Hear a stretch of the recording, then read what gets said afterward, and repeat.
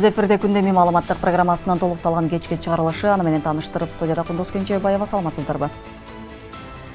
Алгач бүгүнкү чыгарылыштан кыскача анонс.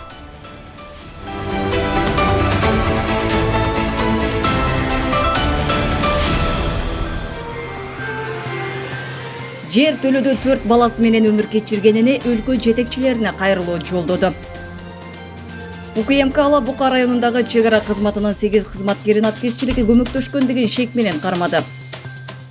Президент эмилгелеген мамлекеттик ипотекалык үйлөр айыл жерлерине курула баштады. Совхоз айылында алгачкы 9 кабаттуу үйдүн курулушуна капсула салынды. 40 райондон 40 демилге долбоорунун жеңүүчүлөрү аныкталды. Алар 1 миллион сомго чейин колдоо каражатын алышат.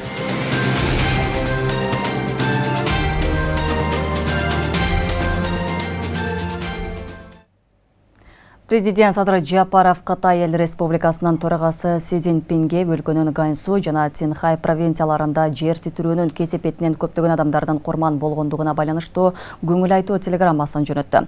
Жер титирөөнүн кесепетинен Кытай Эл Республикасынын Ганьсу жана Цинхай провинцияларында көптөгөн адамдардын курман болгондугу жана жабыркагандыгы тууралуу суук кабарды терең кайгыруу менен кабыл алды.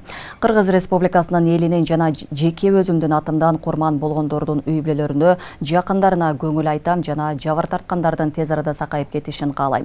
Орду толгоз оор жоготуунун аза кайгысын тең бөлүшөбүз деп айтылат телеграммада.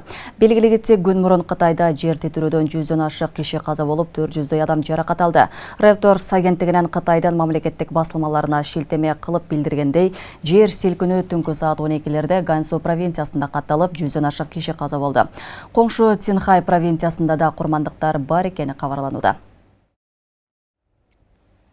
Бишкектеги май алмаштыруучу жайдан чыккан өрттүн жалыны жанындагы үйдүн чатырында каптады. Бул тууралуу өзгөчө кырдаалдар министрлигинен билдиришти.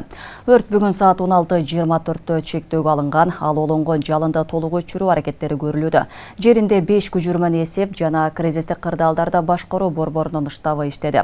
Алдын ала маалымат боюнча өрттүн болжолдуу аянты 500 чарчы метрди түзөт. Мындан сырткары кырсык катталган жерге Бишкек суу канал ишканасынан бир суу ташуучуна, ИИМден 2 бригада, тез жардам кызматы, Бишкек газ кызматынан 1 жана Реттен 1 бригада тартылган. Алдын ала маалымат боюнча телсиз жоодон эч ким жабыркаган жок. Мамлекеттик тууга өзгөртүү киргизүү мыйзам долбоору комитеттин жыйынында кабыл алынды. Жыйындын жүрүшүндө туунун төсү, чамгарактары жана нурлары тууралуу сунуштар айтылды. Андан сырткары каршылыктар дагы болбой койгон жок. Бирок демилгечилер депутаттарга өзгөртүү тууралуу түшүндүрүп беришти. Жыйынтыгында мыйзам долбоору 2 жана 3 окууда кабыл алынды. Эми аны депутаттар жогорку кеңешке алып чыгышат. Символика деп аталат туугандар. Мыйзам долбоорун 2 жана 3 окууда добушка коюп беришиңизди суранам. Мен сурандым. Ошон үчүн Нурлан Шакиевди тепкилебегиле, мына мени тепкилегиле. Бүгүн мамлекеттик тууну өзгөртүү жөнүндөгү мыйзам долбоору комитетте 2 окууда каралды. Жыйынга туунун авторлору Бекбосын Жайчыбеков менен Жусуп Матаев чакыртылып, кызуу талкуу менен өттү. Ал арада туудагы күндүн нуру жана түсү боюнча сунуштар дагы айтылды. Элдин түпкү желеги Манас мезгилинде бул көк болчу. Ошон үчүн жазылып турат көк асаба кызыл туу депчи. Ошон үчүн биз кийин анан эгерде мына мен көк деп берип атам, силер азыр ошол дагы маселени койгула. Кызыл түс бийликти, кубаттуулукту, жеңишти, салтанатты сыпаттаган түс деп турат. Бул жерде деген кыз коммунисттик партиянын туусу кетти, СССРдики кетти деген бул бекер сөз. Кытайдыкы деле өлбөй жатпай турат. Мындай кызыл түстөгү көп эле өлкөлөр бар. Демилгечи Улан Бердибаев сиз айтып атасызго, нурлар анан кийин кыргыз элинин 40 уурусун камтыйт деп ушул нурлар. Анан кийин азыр болсо ошо нурлар бош болуп турбайбы? Бош болуп турат. А менин сунушум ошо нурлар болсо бош болбой, бекем баары бекитилсин деген эле сунуш болчу. Концепциясында дагы аталган мыйзам долбоору, аталган схеманы урматтуу коллегаларыбыз колдоп беришкен. Депутаттардын ичинен Мирлан Самыйкожо тууга өзгөртүү киргизүүгө каршы экендигин билдирди. Ал эми демилгечилердин бири Улан Примов бул демилгени тууну жакшыртуу таризинде гана кабыл алуу зарылдыгын белгиледи. Урматтуу президентибиздин саясатына каршы эмесмин, колдойм. Бирок тууга каршымын. Президенттин саясатын колдоп келатабыз, жана да колдой беребиз. Бирок могу тууга болгон менин жеке пикирим, каршы пикирим бар. Интеллигенция 350 депутат кабыл алган тууну бүгүн 90 депутат өзгөртүп койгонго акыбыз жок. Ошон үчүн бул мен ойлойм, дагы бир жолу жалпы баарыңыздарга айтып кетким келет.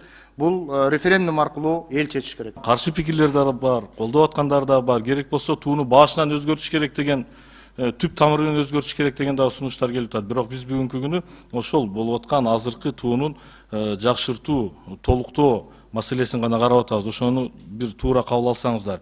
Экинчиси, авторлордон авторлукту эч ким талашып аткан жок. Буну баса белгилеп коеюн. Андан кийин туунун авторлорунун бири маркум Сабыр Иптаровдун азыркы туу боюнча мурда айтканын Примов депутаттарга окуп берди. Бул өсүмдүк күндү карап өсөт, бул батканда башын жерге салып таң атышын күтөт. Мындай түшүнүк менен мени кайдыгер калтырбай, автор катары бул суроо кайра каралып атканына карата, мен бул тууну кайра каралып чыгышына даярмын деп Раматтылык Иптаров дагы өзүнүн сөзүндө айтып өткөн. Буга чейин тууга өзгөртүү киргизүү маселеси экинчи элдик курултайда дагы козголуп, делегаттар өз пикирлерин айтышкан. Бул боюнча соңку пикирин президент Садыр Жапаров курултайдын экинчи күнү билдирген. Нурлан Шакиевке, спикерге мен айттым.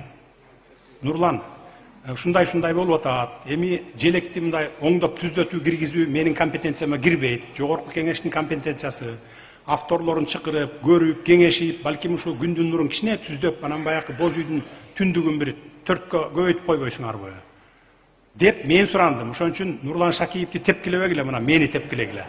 Серепчилер бул маселеде туунун авторлорунун пикирин эске алуу зарыл деп эсептейт. Эгер өзгөртүүгө муктаждык болсо, сүрөтчү, дизайнер сыяктуу символикалар менен иштеген адистерди дагы бул ишке тартуу керек дешет. Түндүктүн сырткы тегереги мурун ошол андан сыртында тегерек жок да. Түндүктүн тегереги күндүн тегерегин алкаган көрсөтүп турат да. Бүгүнкү күндөгү эмеде алкактан, күндүн алкагынан сырткардан да бир тегерек кетет. Сунуш кылып атканча бул менимче туура эмес да. Ушулардын баарын эсепке алып өзгөртө турган болсо, элдин пикирин эске алып, баарын пикирин эске алып туруп, анан өзгөртүү керектир. Конституциялык мыйзамдар, мамлекеттик түзүлүш, сот укук комитети мамлекеттик тууну өзгөртүү боюнча маселени карап, аны 2-3 окууда колдоду. Эми аны парламенттин жалпы жыйынына алып киришет. Акылай Карабаева, Замирбек Тойчубаев, Регион. Өлкөнү санариптештирүүнү илгерилетүү иштери негизинен калкка жеткиликтүү жана жеңил кызмат көрсөтүүнү көздөйт. Дүйнө жүзү боюнча бул тармак алдыганча алдыга жылып учурдун талабы болууда. Ага улай Кыргызстанда да бир топ алгылыктуу иштер аткарылып жатканы кабарланууда.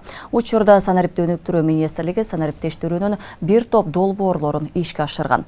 Министрликтен 11 айдагы жыл жыйынтыгын кесиптешим Нурзада Сыдыкова кенен айтып берет.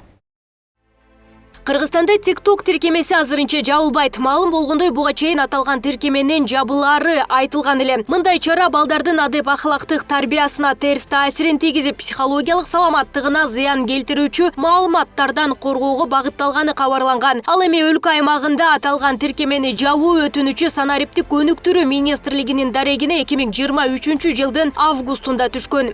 TikToктун өкүлдөрү менен маалымат министерствосы кандайдыр бир келишимге келген, ошондуктан азыр жабылбай эле турат. Келерки жылы санариптик инфраструктураны жакшыртуу жана өнүктүрүүгө өзгөчө көңүл бурулары кабарланып жатат. Анда маалыматтарды иштеп чыгуу борборлорун түзүү, санариптик документтердин санын көбөйтүү, тагыраак айтканда, анын катарына пенсиялык күбөлүктү кошуу жана мамлекеттик кызматтардын басымдуу бөлүгүн санариптик форматка өткөрүү пландалууда. Андан тышкары өлкө боюнча калкты тейлөө борборлорунун функцияларын кеңейтүү боюнча дагы 5 жаңы калкты тейлөө борборлорун ачуу каралган. Ошондой эле калкты тейлөө борборлорунун функцияларын айыл өкмөттөргө берүү, ал жакта операторлор, инфокомдун операторлор иштешет жана бардык маалыматтык коопсуздукту эске алуу менен калкты тейлөө борборунун айрым кызматтарын коммерциялык уюмдар тарабынан аутсорсингге которуу боюнча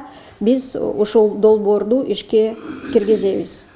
Муну менен биз документтерди кабыл алуу пункттарын кеңейтебиз. Кыргызстанда жалпысынан жаңы форматтагы 36 калкты тейлөө борборлору иштеп жатат. Анын ичинен 2 быйыл Чүй облусунун Кемин шаарында жана Ысык Көл облусунун Чолпон Ата шаарында жаңы ачылган. КТБларда кызмат көрсөтүүлөрдүн сапатын жакшыртуу максатында төмөндөгүдөй бир катар пилоттук долбоорлор жүргүзүлгөн.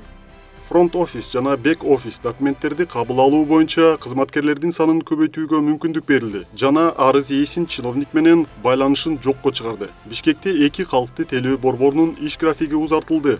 Анда кызматкерлер эртең мененки саат 8ден кечки саат 8ге чейин иштеп жатышат. Бишкектеги номер 1 калкты телөө борборунда кесиптик долбоор ишке киргизилди. Анда жарана диске түздөн-түз кайрылууга мүмкүнчүлүк алды.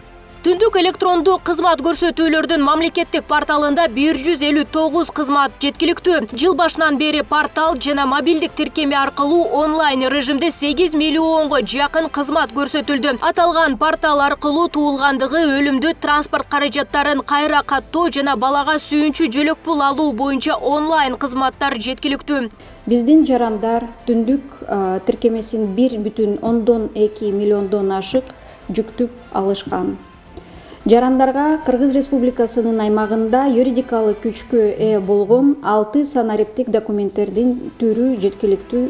Алар: ID карта, паспорт, айдоочулук күбөлүк, транспорт каражатын каттоо, туулгандыгы тууралуу, никелешүү жана никени бузуу жөнүндө күбөлүктөр.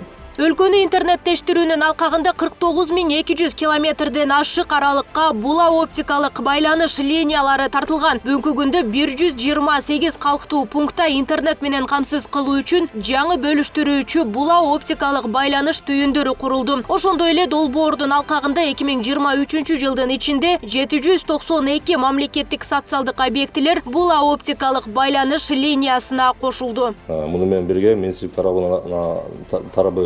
тарабынан Дүйнөлүк банк каржылаган Дикаса Кыргыз Республикасы долбоору ийгиликтүү ишке ашырылды.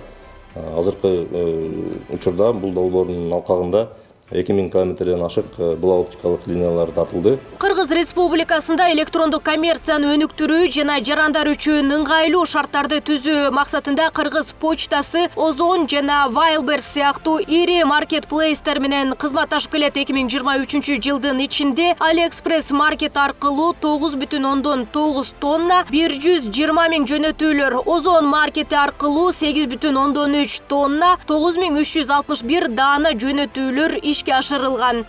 Нурзада Сыдыкова, Аскат Касымбеков, регион, Бишкек. Президент эмилгелеген мамлекеттик ипотекалык үйлөр айыл жерлерине курула баштады. Бүгүн 19 декабрда Жалал Абадтын Созак районуна караштуу Винсовхоз айылында 9 кабаттуу үйдүн курулушуна капсула салынды. Ипотекалык турак жайды куруу мөөнөтү 1,5 жыл деп көрсөтүлгөн. Курулуш аягына чыкса, Ленин айыл өкмөтүндө миңдин тегерегинде үй бүлөнүн турак жайга болгон муктаждыгы жоюлат. Арзан турак жай кимдерге жана кандай шарттар менен бөлүштүрүлөт? Асель Сыдыкованын материалынан таанышыңыздар.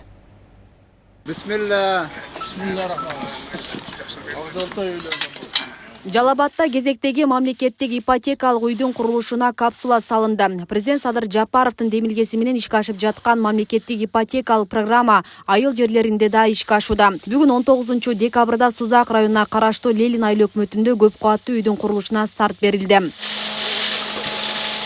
Бүгүндө ушул президентибиздин Камчыбек Кыдыршаевичтин жүргүзгөн саясаты ушул баягы көп кабаттуу үйлөрдү салуу боюнча иштер жүрүп атат. Буюрса 1-2 жылда биздин жарандарыбыз ушул муктаж болгон жарандарыбызга үйлөр берилет да. Жакшы капаттуу үйлөрдөн салып, келечекте ушу биздин муундарга, биздин неберелерге калаткан жашакай үйлөрдөн болсун. Ушу Ленин айыл өкмөтү эмес, баардык элге шарт түзүп атат. Ушуларга тилеген ой максаттарына Алла таала өзү жеткирген болсун.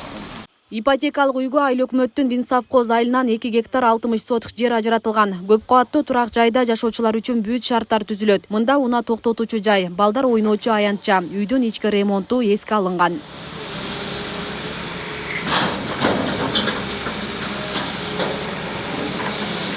Ипотекалык турак жайды куруу мөөнөтү 1,5 жыл деп көрсөтүлгөн. Курулуш аягына чыкса, Ленин айыл өкмөтүндө миңдин тегерегинде үй бүлөнүн турак жайга болгон муктаждыгы жоюлат. Талап боюнча батирлер биринчи кезекте социалдык жактан аз камсыз болгондорго бөлүштүрүлөт. Аларга 4% үстөк менен баштапкы төлөмү жок 25 жылга берилет. Ал эми ишкерлер жана жеке компанияда иштегендерге 8%. Жакыр жашап, мындай жашагандарга үйлүү кылуу, ушуларга бир жакшы турмушу шарт түзүп берүү болуп ататтардын планы. мурунку президенттерибизди аларды айтпай эле койлайлы, өзү менен өзү болду, кылганын кылды, алганын алды дегендей. Мына эми мына ушу биздин азыркы мына 2-3 жылдан бери иштеп аткан президентибиз Кудай кааласа ойлойбуз, келечекте Кыргызстанды көтөрөт, алдыңкы мамлекеттерге жеткирет деген ойдобуз. Эми ушу тез аранын ичинде бүтүп берсе, биздин балдарыбыз, көптөгөн балдар миграция болуп ушу Москвада жүрөт, аякта жүрөт, буякта жүрүшөт. Ошолор келип үйлүү, жайлуу болуп, ушул жерде иштеп, иш менен камсыз болсо, Кыдыр Шаевичтин атайын буйругу менен өтө дыкат текшерилет. Өтө тегиз жакшы каралып, өтө муктаждарга биринчи очередь, ветерандарга, муниципалдык кызматкерлерге биринчиден ошолорго бөлүнөт, анан элге муктаж болгондоруна да каралып, электрондук список дегенибиз бар, аны карайбыз. Ошол менен элибизге баягындай жеңичинен тааныш-пааныш кылып бөлүнбөгөнгө аракет кылабыз. Белгилей кетсек, ипотекалык үйлөр аймактардан биринчи болуп Жалал Абадта салына баштады. Учурда облуста 9 кабаттан турган 4 кабаттуу үйдүн курулушу жүрүүдө. Садыр Жапаров тарабынан көтөрүлгөн демилге калкты арзан турак жай менен камсыз кылуу максатында ишке ашууда. Асия Сыдыкова, Аскар Маматисаков, Регион телеканалы, Жалал Абад. Рухордо борбору мамлекеттен балансына өттү. 19 декабрда улуттук коопсуздук боюнча мамлекеттик комитетинин басма сөз кызматы Ысык көлдөгү Рухордо борбору мамлекетке өтүп, бюджетке дагы 537 миллион сом кайтарылганын кабарлады. Атайын кызматтын маалыматына ылайык, Рухордо туристтик экскурсиялык борборун жогорку кеңештин мурдагы депутаты Борис Сандын уулу Александр Сан 18 декабрда мамлекетке өткөрүп берген.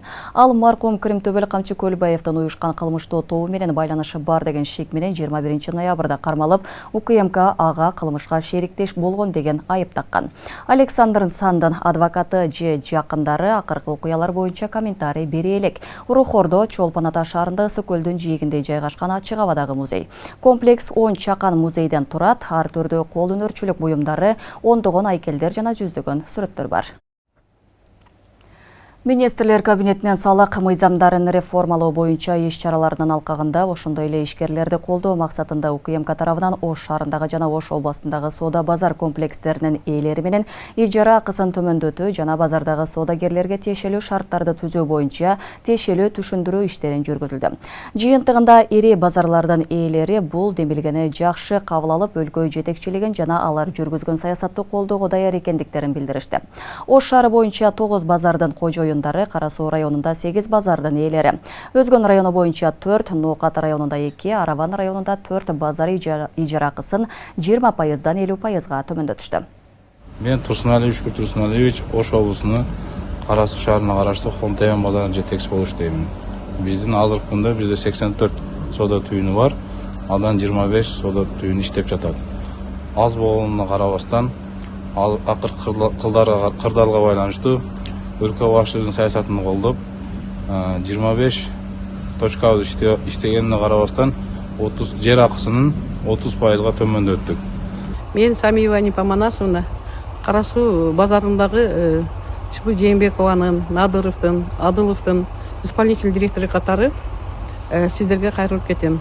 Өлкө башчыбыздын саясатын колдоп, салык саясатын колдоп, ушу жер акыларын 30%-тен 50%-ке чейин төмөндөтүүнү чечтик. Өзүнүн контейнерлерин ижарага берип жаткан контейнердин ээлеринен да суранат элем. Ушу өлкө башчыбыздын саясатын колдоп, салык саясатын колдоп, элибизди ойлоп, ушу сиздер дагы ушу контейнерлерди ижарага берип атканда мүмкүн болушунча төмөндөтсөңүздөр. Мен Жошбаев Нурлан Жеңишбекович, Кара Суу районундагы Кара Суу базарында жайгашкан Омат базарынын жетекчисимин. Биз өзүбүздүн жетекчилик менен кеңешип, Омат базарында иштеп жаткан ишкерлердин жер акысын 30%дан 50%га чейин төмөндөтүүгө даярбыз. Мындан тышкары биз соодагерлер арасында ККМ аппаратын колдонуу боюнча түшүндүрүү иштерин жүргүзүп жатабыз. Мен Кулушев Темирбек Эргешевич, Ош шаарында Кулат кичи районунда жайгашкан Арча соода кичи базарынын жетекчиси болом. Бүгүнкү күндө ушул мамлекет тарабынан болуп жаткан иш-чараларды толугу менен колдойм. Арча кичи базарындагы ижарачыларга жер ижара акысын 20%га төмөндөтүп берүүгө даярбыз. УКМК Жалал Абадта аткезчиликке көмөктөшкөн 8 чек арачыны кармады. 19 декабрда улуттук коопсуздук боюнча мамлекеттик комитети Жалал Абад облусунун Ала Бука районунда чек ара кызматынын 8 кызматкери аткезчиликке көмөктөшкөн деген шек менен кармалганын билдирди. Алар 18 декабрга караган түнү Баймак автожол көзөмөл өткөрүү пунктунан жумуштан сырткары убакта жүктү мыйзамсыз алып өтүүгө көмөктөшүп жаткан тапта колго түшкөн. Атайын кызматтын маалыматы боюнча бул чек ара постунда туруктуу аткезчилик каналы уюштурганы аныкталган. Шектүүлөргө акча алып контрабандалык жүктөрдү өткөрүүгө жардам берген. Мыйзамсыз иштери чек ара бекетине орнотулган видео камераларга жазылып калбашы үчүн электр энергиясын атайын өчүрүп турушкан деген айып тагылды. Буга байланыштуу Баймак автожол көзөмөлдөп өткөрүү пунктунун 8 кызматкери жана 5 жөнөкөй жаран кармалды. Иш кылмыш жаза кодексинин кызмат абалынан кыянаттык менен пайдалануу беренеси менен тергелип жатат. Жалал Абадта Кадыр Досоновдун уюшкан кылмыштуу тобунун активдүү мүчөсү кармалды. Кармалган шектөө Жалал Абад шаарындагы жеке ишкерлерди физикалык зомбулук көрсөтөм деп коркутуп үркүтүп, акча каражаттарын өзүнө ыйгарып алуу менен алектенген. Белгилүү кетсек, кармалган жаран 2017 жылы каракчылык, зордуктоо жана өзгөчө мыкаачылык менен адам өлтүрүү беренелери боюнча оор жана өзгөчө оор кылмыштарды жасаган деп соттолуп, өмүр бою эркинен ажыратылган. Бирок 2022 жылы ал сот органдары тарабынан шарттуу мөөнөтүнөн мурда бошотулган. Бул чечимдин мыйзамдуулугу УКМК тарабынан иликтенип жатат. Анын жыйынтыгында өзгөчө коркунучтуу кылмышкерди шарттуу түрдө мөөнөтүнөн мурда бошотууну колдогон судьялардын аракеттерине тиешелүү юридикалык баа берилет. Азыркы учурда кармалган адам УКМКнын Жалал Абад облусу боюнча башкы башкармалыгынын тергөө абагына киргизилди. Тергөө иштери жүрүп жатат. Чүй облусунун Аламөдөн районунун Константиновка айылында ак жол өткөрмө постунда 2 чет элдик жаран 2 килограмм 800 грамм синтетикалык мефедрон баңгизаты менен кармалды. Улуттук коопсуздук боюнча мамлекеттик комитетинин басма сөз кызматы эл аралык баңгизат кылмыш тобунун мүчөлөрү 10 декабрда колго түшкөнүн 19 декабрда билдирди. Атайын кызматтын эсеби боюнча бул баңгизаттын баасы 1 граммы 6000 сомго бааланып, жүктөнүн баасы болжол менен 15 миллион сомду же 168 $100,000 түзөт. УКМК кармалгандар кайсы өлкөнүн жарандары экенин тактаган жок. Бул факты боюнча кылмыш жаза кодексинин ири өлчөмдө баңги каражаттарын, психотроптук заттарды жана алардын аналогдорун сатуу максатында мыйзамсыз даярдоо, сактоо, ташуу, жөнөтүү беренеси менен кылмыш ишин козгоду. Кармалган чет элдик жарандар тергөө амалдары бүткөнгө чейин УКМКнын тергөө абагына киргизилди. Ошол тапта бул кылмышка тиешеси бар башка адамдарды аныктоо иштери жүрүп жатат.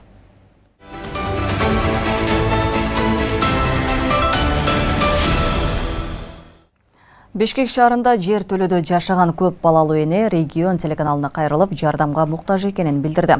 41 жаштагы Эльмира Буважанова кыштын суук күнүндө жаш балдары менен шарты жок жер төлөдө өмүр кечирүүгө аргасыз болууда. Өзү 17 жылдан бери унаа жуучу жайда эмгектенип келет. Муздак суу ден соолугун алып, учурда көзүнө операция жасатуу муктаждыгы да бар. Андыктан өлкө жетекчилерине көмөк көрсөтүү өтүнүчү менен кайрылууда.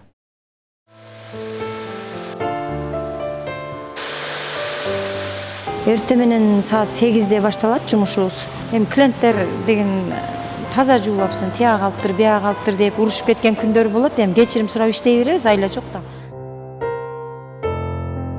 41 жаштагы Эльмира Буважанова 17 жылдан бери унаа жуучу жайда иштеп келет. Күндүн суугуна карабастан адаттагыдай эле өз жумушун аткарууда. Балдарым мойкада иштебеңиз, мойкада иштебеңиз дейт. Иштебей коеюн десем, балдарыма каражат акча табыш керек, айла жок.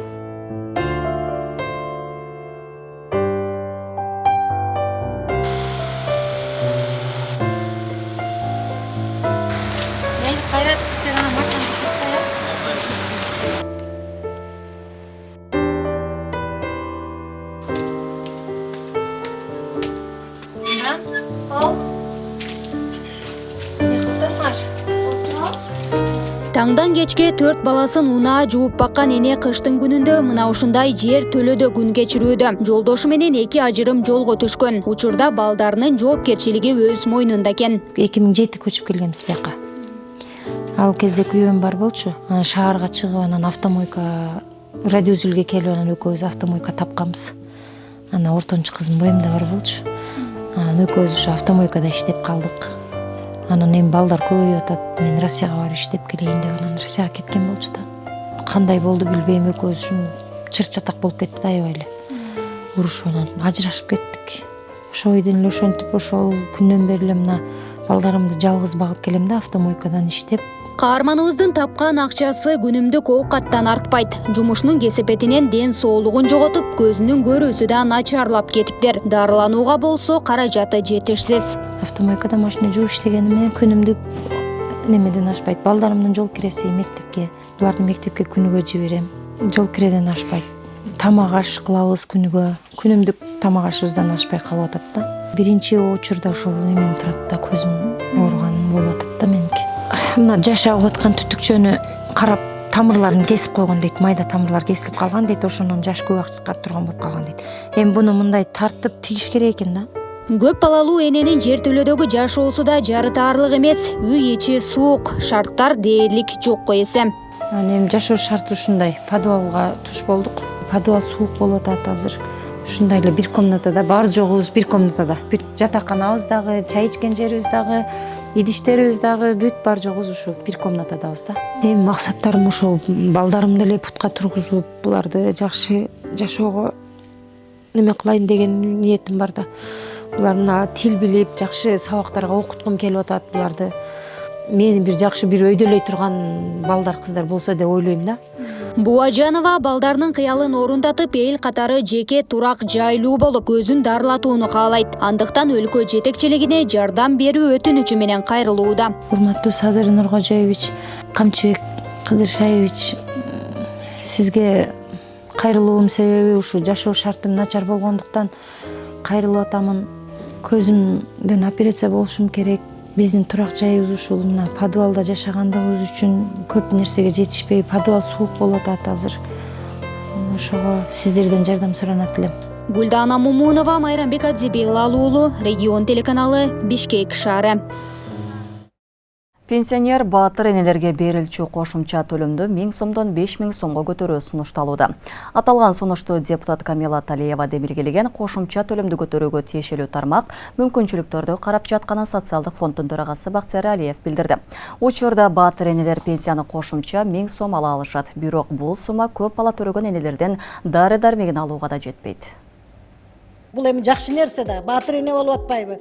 Бир этек баланы төрөп чоңойтуп. Өлкөдө пенсионер баатыр энелерге бериле турган кошумча төлөмдү 5000 сомго көтөрүү сунушталды. Бул тууралуу парламенттин бюджет, экономикалык жана фискалдык саясат боюнча комитетинин жыйынында депутат Камила Талиева билдирди. 2000 сомдон алышат да булар. Башында чыкканда 1000 сомдон, кийин инфляция деп 2000 болгон. Өкмөт өзү көтөргөн. Эми бүгүнкү күнү мына абдан кымбатчылык болуп атат. Мен токтомго кир сунушум ошону 5000 сомго көтөрүүнү. Токтомго кирди, эми токтомду аткарышыңар керек да. Ошого пикириңиз кандай? Эми өкмөттүк бюджеттен которулат бул токтом аткарылганда. Кеңел Абдыразаковна, бул бюджеттен каралат. Минфинге кат жөнөткөнбүз, сиз айткандан кийин Минфиндин жообун күтүп атабыз.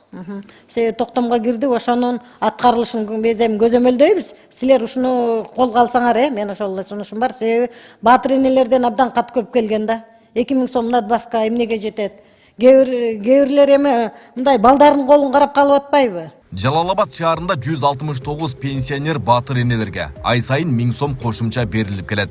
Мындай кошумча төлөм 2013 жылы киргизилген. 2013 жылдан баштап ушу 1000 сомдон пенсиясына кошумча чегерилүүлөр башталган. Азыркы кезекте 169 пенсионер баатыр эне пенсионерлер пенсия алышат. Ошол айлыктары орточо эсепте бизде азыр пенсионерлердин суммасы орточо эсеп менен пенсионерлер 8969 сомдон чегерилген. Эми Жалал-Абад боюнча 9464 эми пенсионерибиз бар. Керектелүүчү суммасы бизге 83 миллиондон ашыкча акча айына керектелет. Сузак районунун тургуну 70 жаштагы Тоту Байбалаеванын 7 баласы бар. Учурда 10 миңге жакын пенсия алып, баатыр энеге 1000 сом кошумча берилет. Ал эми 5000 сомго көтөрүү сунуштун уккан эне кубанганын жашырбайт. Анткени ай сайын алган 1000 сому дары-дармекке да жетпейт дейт. Мен акча ошо дарылар дагы өтө кымбаттап жетпей жатат. Эми ушуга жардам берип койсоңуздар жакшы болот. Дары-дармекке бардык нерсеге жетиштүү болуп, кант санттарыбыз карыганда кант санттар таттуу нерселер да жегин келет. Жашылчаларды жегин келет. Ошого жакшы болмок. 5000 косса жардам бергиле. 5000ден косса. Оған пенсиямыз ярымдан көп эле өзү лекарствоге кетеді, дорманға кетеді. Тірішчілік бар, міне көріпсіздер, қазір қымбатшылық hamma yo'q. Ошон үчүн илтимос кылабыз, ошо 5000ден курсайнар жакшы болот. Элдин санын өстүрүп көп бала төрөйм деп ден солугун берген баатыр энелерге кошумча төлөнүүчү каражатты көтөрүү сунушу учурдун талабы. Анткени каатчылыкты эске алуу менен энелерди мамлекет камкордугуна алуу зарыл дешет. 1000 сом эмнеге жетет бүгүнкү кыйынчылыкта? Ошолор жети деле эмес, жете эмес, 13-14 балалуулар бар. Мына ошолордун ар бирине тарбиялап, мээримин төгүп, ден соолугун, энергиясын берип, өмүрүн арнаган энелер бар да. Эми ошолордун дагы кene бүгүнкү учурда биздин өкмөттүн бюджеттик каражаты Кудайга шүгүр триллион болуп атат. Эми ошону биринчи энени ыраазы кылыш керек да. Энеге 5000 эмес, 10.000 кылып койсо деле жарашат. Өлкө боюнча 33.669 баатыр эне кошумча төлөм алышат. Белгилей кетсек, 7 же андан көп баласы бар жана аларды багып, тарбиялаган энелер баатыр эне ордени менен сыйлан алышат. Эгер 7 баласынын бири сот жообуна тартылган болсо, баатыр эне статусуна ээ боло албайт. Айбек Исабеков, Самирбек Тойчубаев, Регион.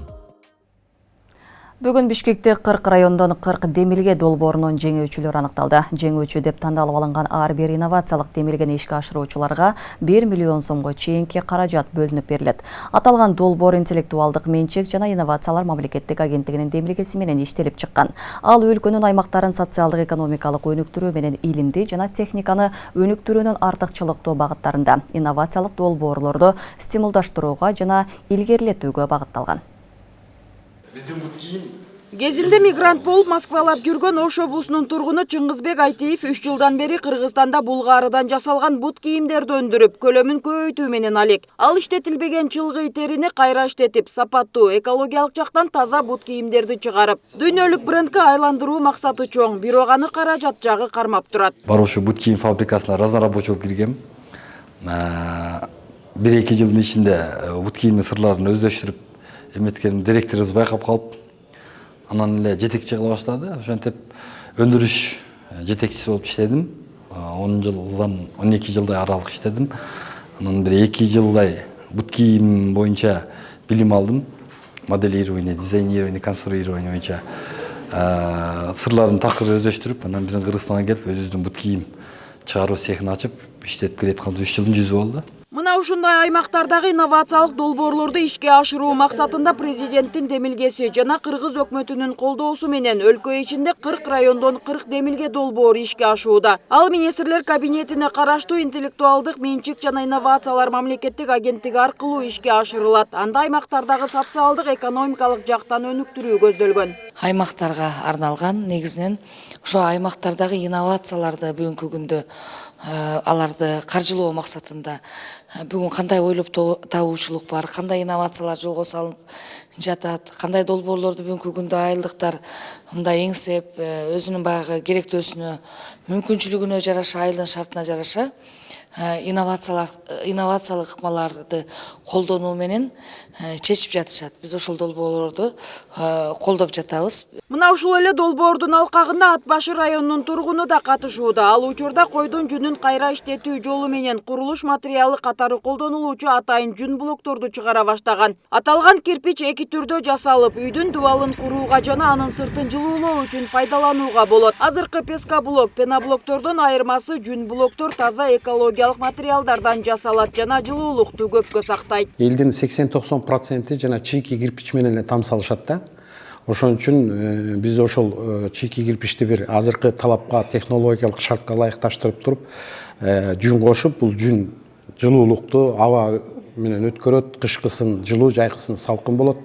Экинчиден связка болот.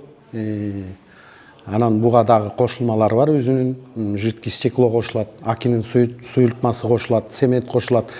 Бул бир кирпич 70 килограммга чейинки салмакты кармайт.